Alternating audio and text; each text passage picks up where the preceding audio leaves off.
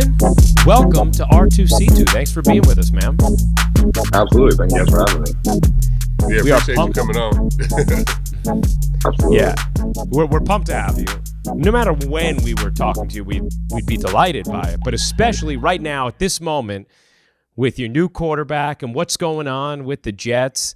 I know you're in the middle of OTAs.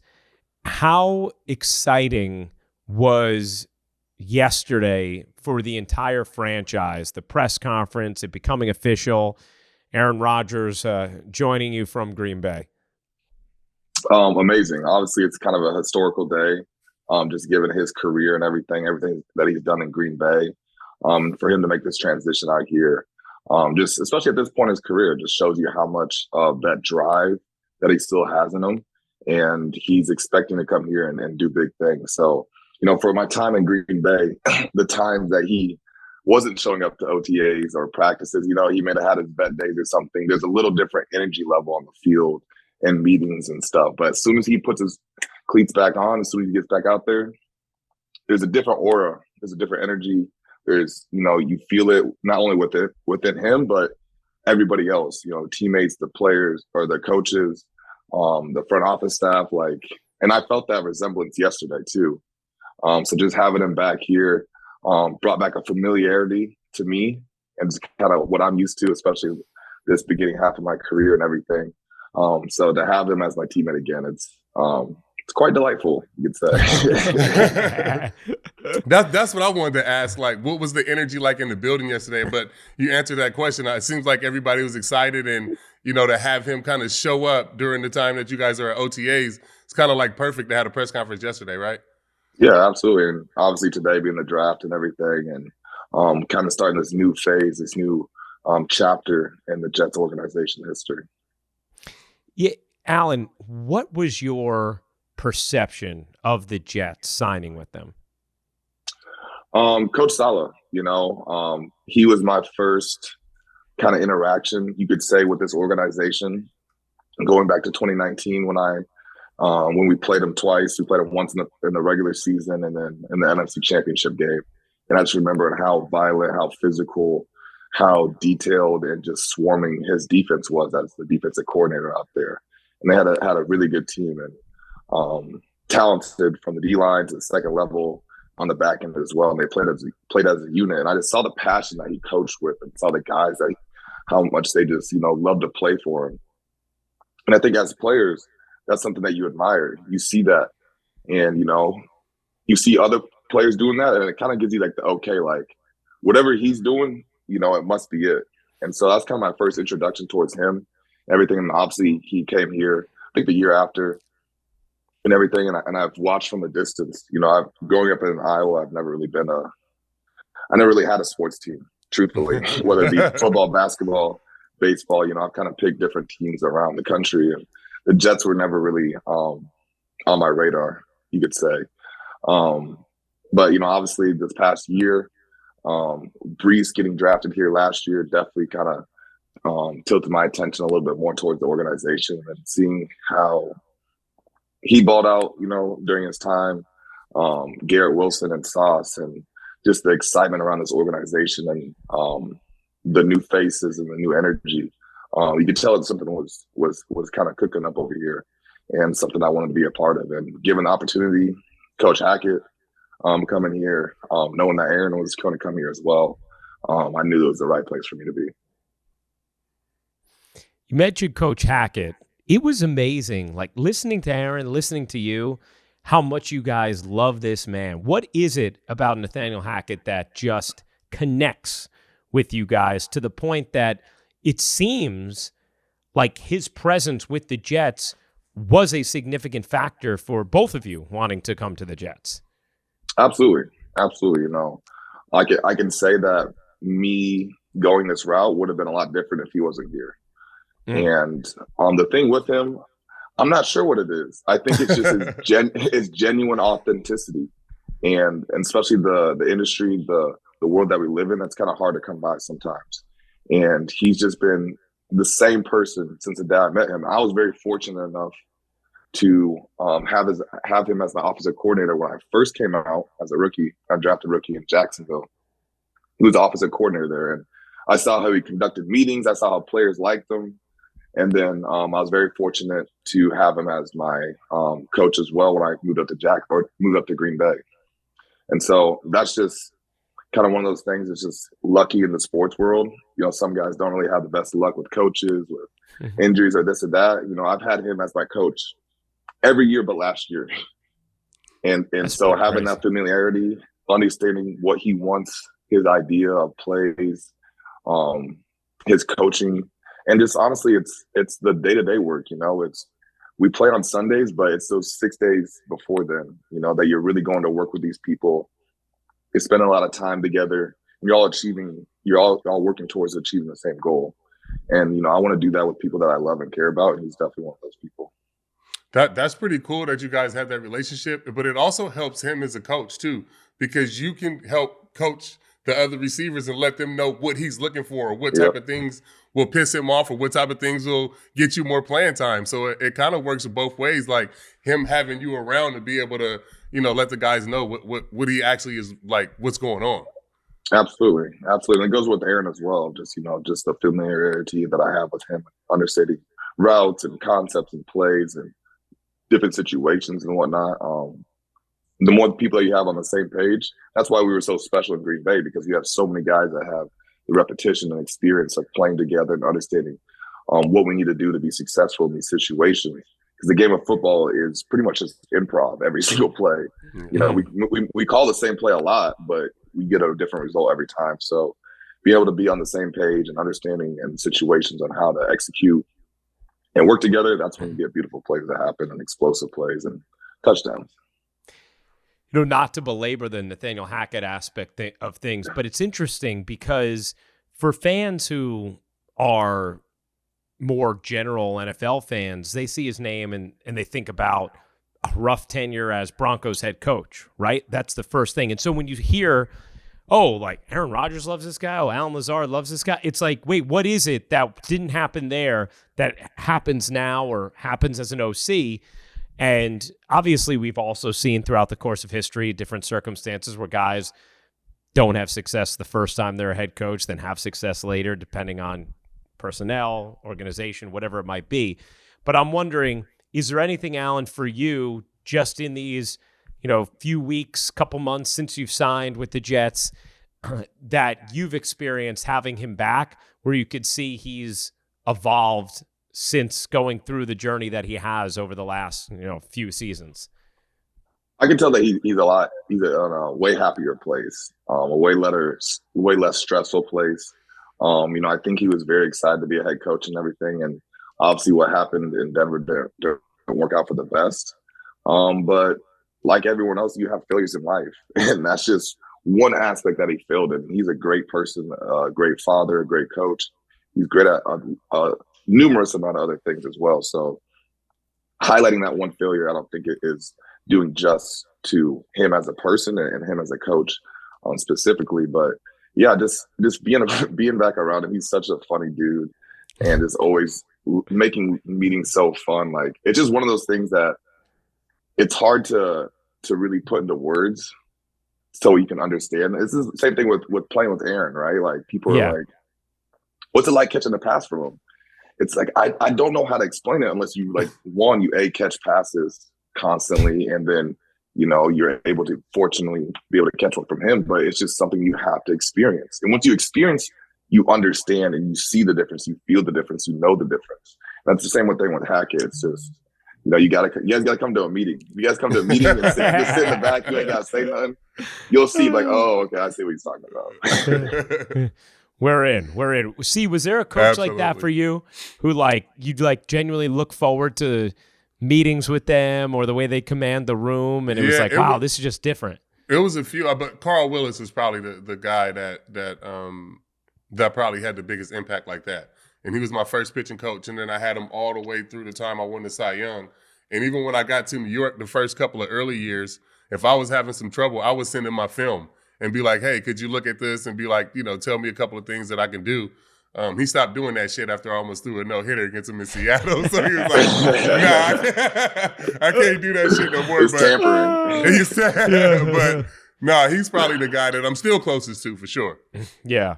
Allen, when you think about, I want to get back into some of the Aaron stuff, but first I want to zoom out a little bit and go into your journey a little bit, because you talked about being from Iowa, going to Iowa State, you're undrafted, you end up with the Jaguars, you get cut. You end up with the Packers, you get cut. And yet now here you are, having built a really nice career already with Green Bay. You become a sought-after free agent, sign a really nice deal with the Jets.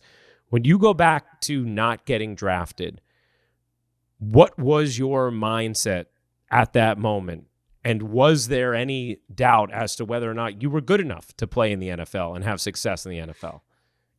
Yeah, there was definitely a lot of doubt. I don't think doubt ever goes away. It's the other voice that's you're able to make louder than the doubt. It's when the negative thoughts start to override everything else and become your main thought and your main focus, is when things usually don't go down or start to go downhill. So yeah, the going undrafted only made that voice a little bit louder. So what I had to do is just train myself and still believe in myself and understand that, since I was a kid, I set out for this goal to be a professional athlete. When I got to high school, I'm like, all right, football is probably the way I should go. Mm-hmm. And I want to make a difference. I want to be able to help my family and to make an impact on this world. And so that's always been my MO. So I knew it's never just a linear line. I know there's ups and downs. And at that point in my career, it was just a down point. I had to go back to the drawing board, figure out, how am I going to get to the second contract? That's really what it's all about. And, I ended up going to Jacksonville because they were the only team that wanted me as a wide receiver. Everyone else wanted me as a tight end. They didn't necessarily want to go to Jacksonville, but hey, this is where the light's showing.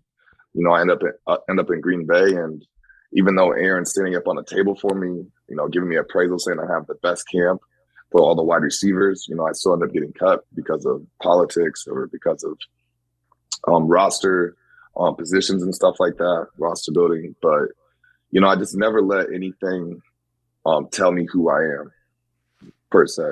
And I always, just try to stay positive in every single moment.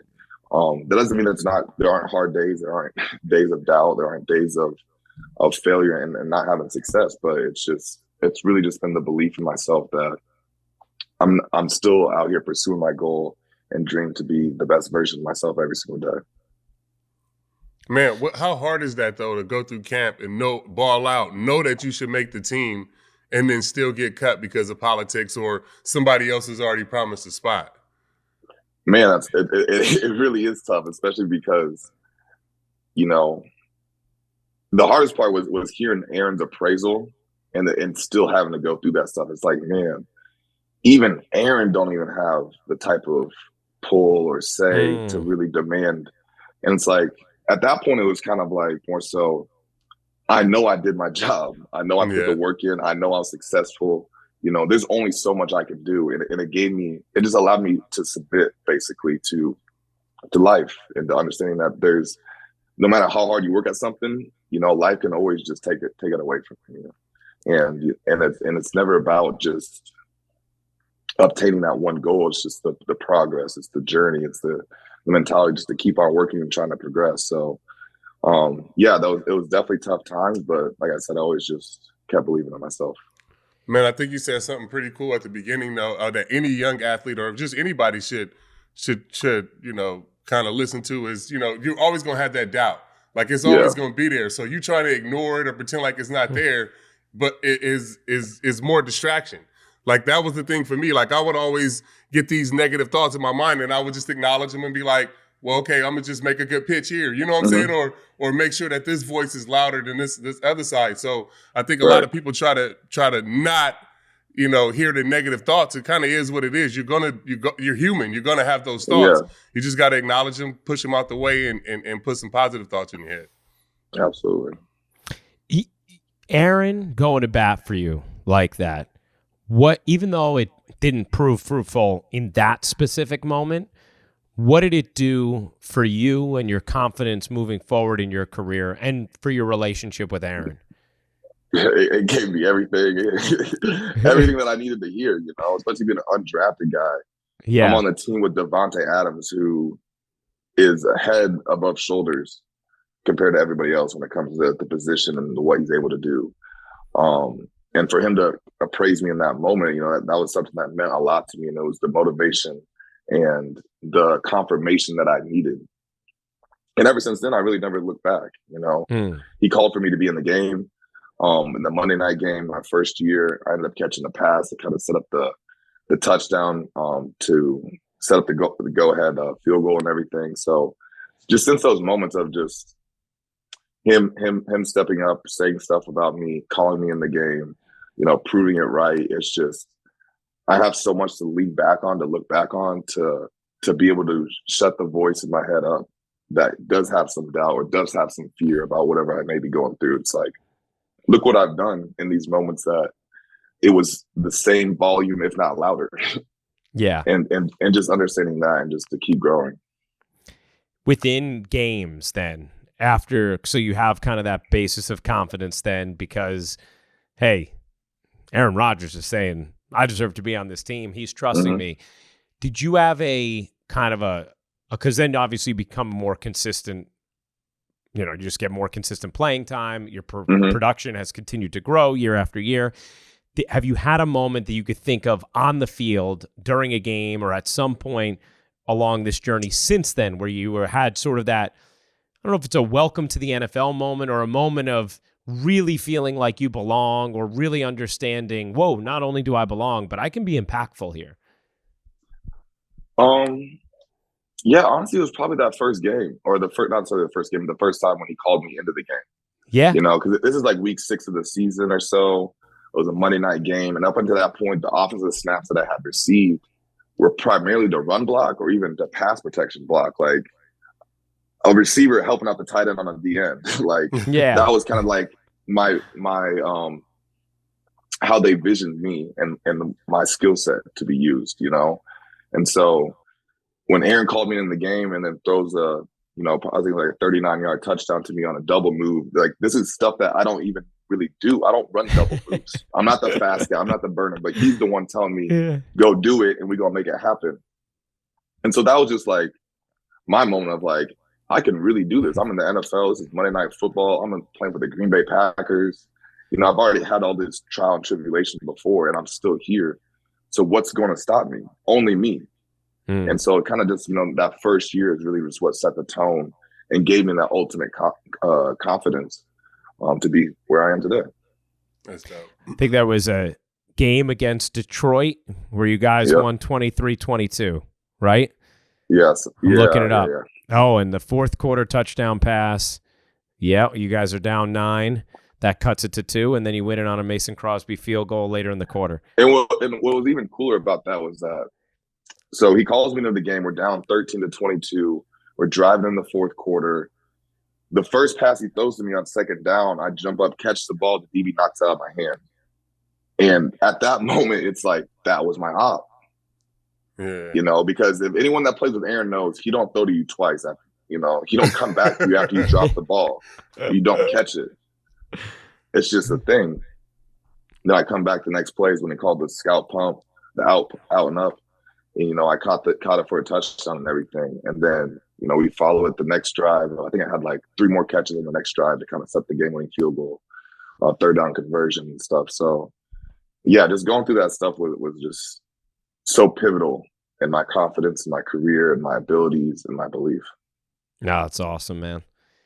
Big game, that game you had.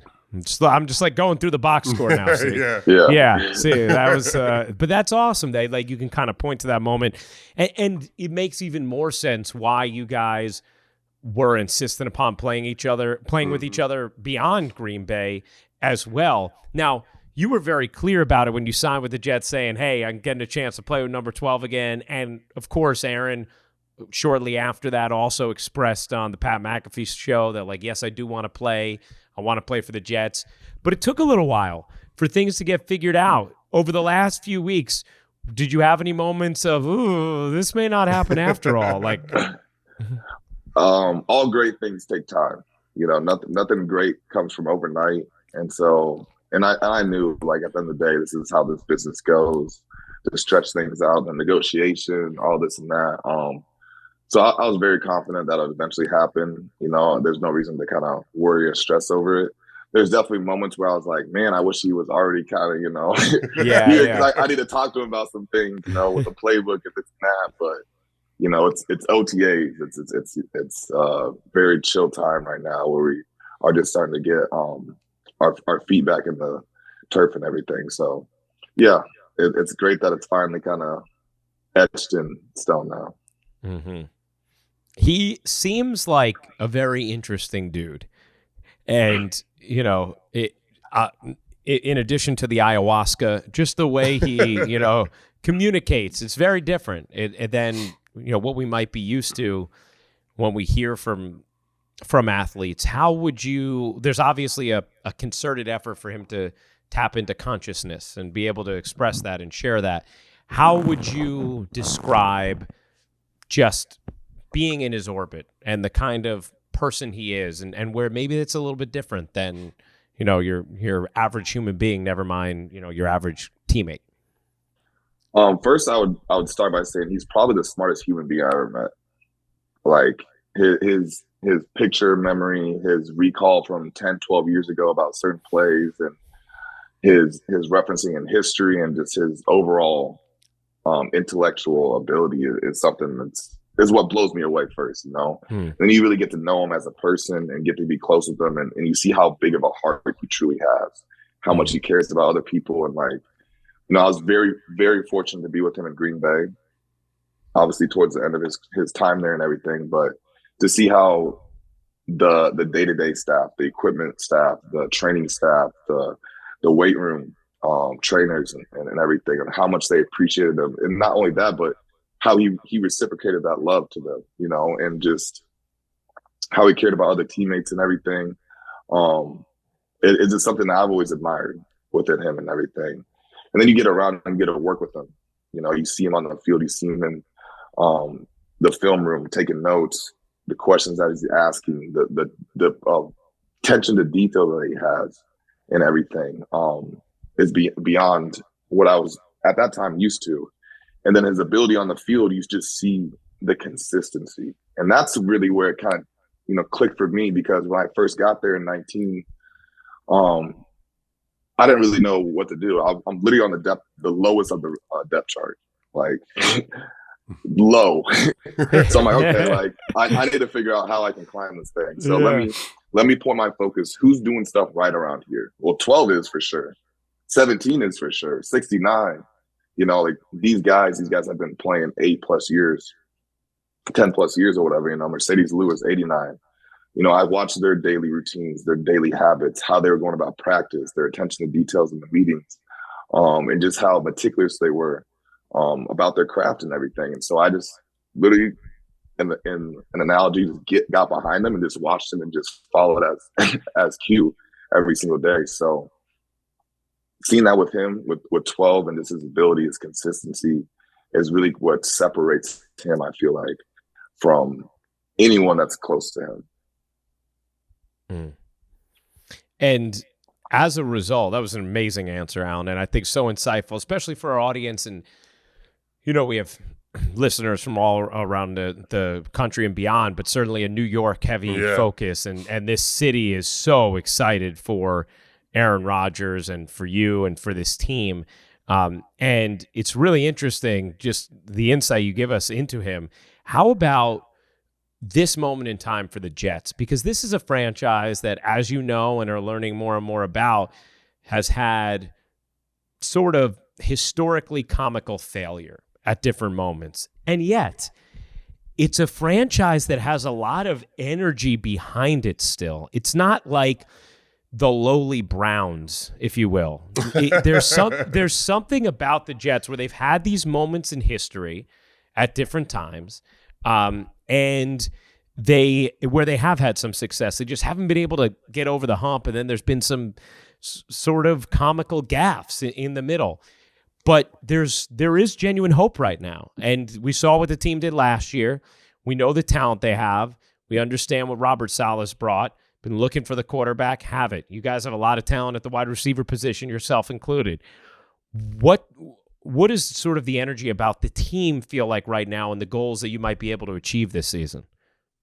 Oh, I think everyone's excited, regardless of just a new season, being back at work, being back with each other. During the off season, I feel like a lot of football players, we just get dispersed because of how this game is. A lot of people, we may play up north in Chicago or Green Bay or New York, but like when it comes to off season training, most people have to move somewhere else unless they're in the Southern State team. So getting back with your teammates is always a great feeling, especially because, I think CC can relate. Like the off season, the grind's real. Like as much as like we do enjoy it and love playing football, it's not fun some days. Lifting these heavy weights, running these 110s. It's not fun some of the days, and you need those people around you to keep you up. We're all human at the end of the day. So being back with each other is giving us a lot of energy. It seems like from what they've told me about last year, especially kind of how they finished the season.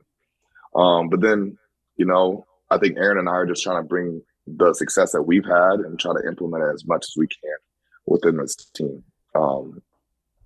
Like you said, they haven't had much success. They've had spurts throughout the regular season and stuff, but kind of failed to get over that hump. And Aaron, more so than I, obviously have a lot of success and history playing in the postseason and taking it the full length. So we're trying to come here and basically, we want to break old habits. We want to set a new standard, this new expectation, and kind of just lay the foundation on how to go about work every single day.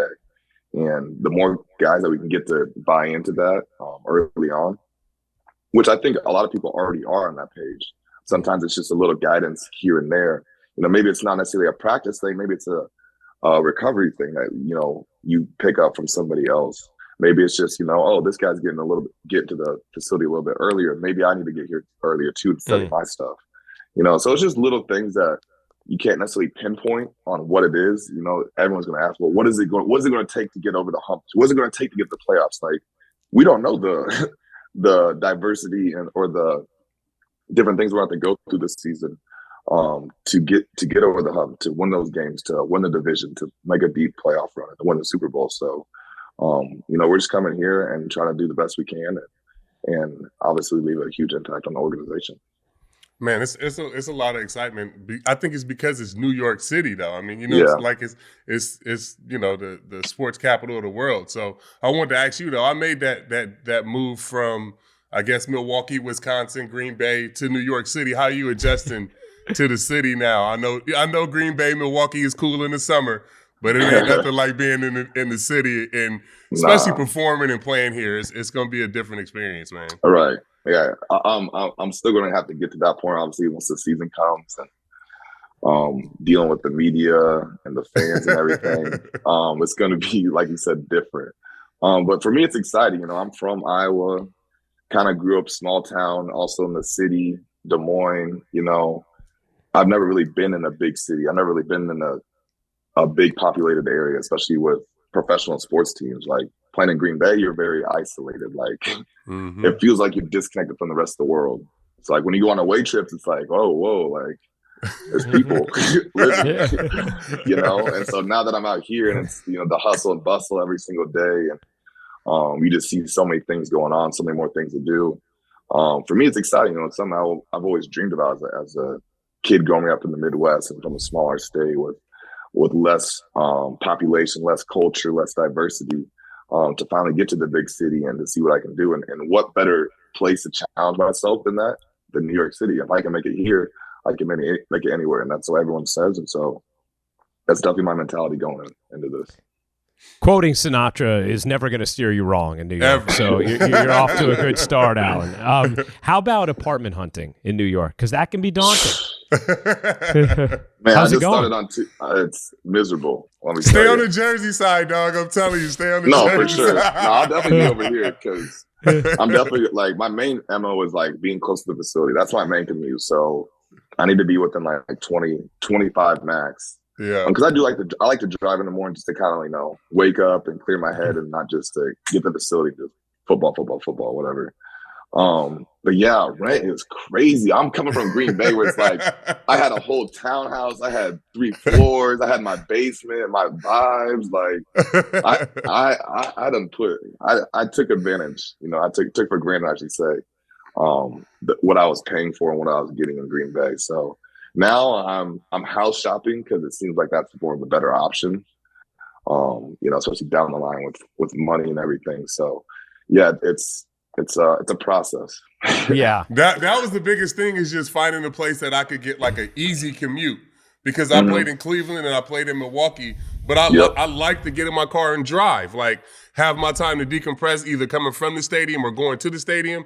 It's just one of those things that if you play in one of those smaller cities, you get used to doing. It's kind of part of your routine. So yeah, I felt the same way. And when I moved out here, everybody was like, you got to go to Westchester. I was like, nope, that's like 45 minutes. I need something like 20 minutes away. They was like, well, that's Jersey. I was like, well, fucking take me to Jersey then. That's where I'm going to be living. It's cool with me. Like in Green Bay, I had a maximum of a 5-minute commute to get to the stadium. Yeah. I hit 2 stoplights, and if they were green both times, it's maybe 4. So it's like, and that was something I kind of didn't enjoy as much, because it was, like I said, it's just wake up, get in the car. My car's not even warm by the time I get to the stadium, so I'm just freezing there for 4 minutes, driving in my car and stuff. So I do like to have a drive and to see different things, just to know that everyone's going to work. It's somewhat of like kind of a psychological motivation. You see everybody else getting up, doing the same stuff. Like they go into their business, they're going to their school, they're doing whatever now I got to be doing what I'm supposed to be doing to make sure that everything's going. No, I like that was always the day I was pitching. I would drive through the Bronx on the days that I'm pitching. Like I made my commute, make sure that I'm going, like, just so I can be kind of a part of like the working community. You know what I'm saying? Like you feel like you're going to work. You want to be a part. I mean, just like going back to high school and stuff, like, you're representing the community. You want to be immersed in it. You want to know the people. You want to be able to relate to the fans and have that connection, because in a sense you're representing them on the field and they're representing you, off the field. What are they saying in the barbershop? What are they saying on the street? What are they saying in meetings, talking about you on TV and stuff? So, that's one thing that I'm trying to focus on, to be able to get immersed in the New York culture and community as much as possible, and to be a great representative. What am I trying to say? Representative. That's the word. What? Have you had a New York slice of pizza yet? I haven't. Oof. I think I'm going to the city tonight. I think I'm going to the city tonight, and if I do, then I'll definitely have to snag one. My first time in the city was this past December. Wow! Wow! So I've played here at MetLife, but like, I mean, you land at 5:00 on a Saturday, you have an hour or two to grab some food, and it's meetings. You're going to bed. I'm focusing on the game, so I haven't really, I went to Times Square. I've been to Brooklyn, like, so now I'm kind of, I still need to do a lot more, obviously, but I've only been here for a few days. Nice, man. You're gonna love it. Ruko, give him a spot. What would you say if it's the first slice? For your first slice, I would say, if you want just like a classic great New York slice, Joe's. There's one near Union Square, and then there's one in the West Village. But Joe's is just like, am I getting just cheese, Italian sausage? Yeah, you just get cheese or pepperoni. Cheese? It's my favorite pepperoni slice. Yeah. If you want just like a straight great New York slice, but if Joe's. You want like a real like crazy slice, then Prince Street pizza. Yeah, okay. Prince Street Joe's pizza. Prince Street. Yeah, and if you go to Prince Street, get the spicy spring. Yes. Okay. Yes, the spicy spring slice. It's almost like a Sicilian slice with a bunch of little pepperonis, and it's spicy, and it's just unbelievable. It's wild, bro. It's wild. Yeah, it's incredible. And the restaurants in general in New York are just like amazing. It's funny. My wife and I moved to the burbs in the aftermath of COVID, and like we found some spots, but we're always just like, the one thing we know we're never gonna get is the food like in New York City, because it's just ridiculous, man. The options are limitless. They really are. Two final things for you, Alan, and thank you for all this time. You've been wonderful, and I know our audience is gonna so enjoy rooting for you this season. So you've mentioned the story with Aaron standing on the table. Was he actually like standing on a table, like vouching for you? Not physically, but like he was saying in the to the media. I think to quote him, he said, "I had the best camp as a wide receiver." Wow. That during that fall camp and everything, and he had mentioned me sometime before that too, during the OTA periods, during the summer working out, saying that I had caught his eye a few times and stuff like that, and that was just to the media. In the meetings is really where he was kind of really vouching and standing up saying, "Hey, great job, 13 on this play. I like what you did here. I never thought of that. Like, keep on doing that." Little things like that. To make it verbal to the coaches and everyone else that I was progressing and making a name for myself. That's pretty cool. And then I know you went to Iowa State, but you're from Iowa. Did you get behind the Caitlin Clark craze during the women's Final Four, or no, because that's kind of your rival school, so you can't really root for the Hawkeyes, but hey, it's cool for your state. How are you feeling about it? I'm all behind it. Caitlin Clark, nice. Yeah.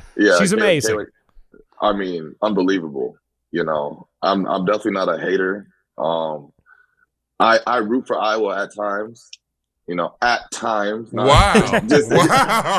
I may have a personal connection to them or something like that, or more so just representing the state. I take a lot of pride in being where I'm from and kind of being the only person to be doing what I'm doing. And I want to make sure that everyone else back home, understands that the sky's the limit, and beyond that, to be able to do and to grow and to venture out to whatever you want to do. So yeah, Caitlin Clark, I'm pretty sure she went to Dowling, which is the private Catholic school, 2 miles away from where I grew up. So I was definitely well aware of her back from the high school days and everything, hearing about her. And when she got to Iowa, she obviously just took off and exploded, especially with the whole NLI shit. Yeah. No, you can say it. It's fine. You can curse. Yeah. All that stuff going on, you know what I'm saying? So I'm like, it's a proud moment for me, because it's like she's maximizing her opportunity, because if this was 4 or 5 years ago, you probably would have heard of her, and then it would have dwindled and gone away, unfortunately. So she's someone that's obviously going to have success at the next level as well, if that's the route she chooses to go this year or next year. But yeah, I'm definitely a Caitlin Clark fan. Oh, that's awesome, man. And I got to tell you, the people in Iowa were lovely. Like, I had to go there a couple years because I do the women's college Final Four and tournament stuff. So we did some games there. Gosh, the people there were so nice. Mm-hmm.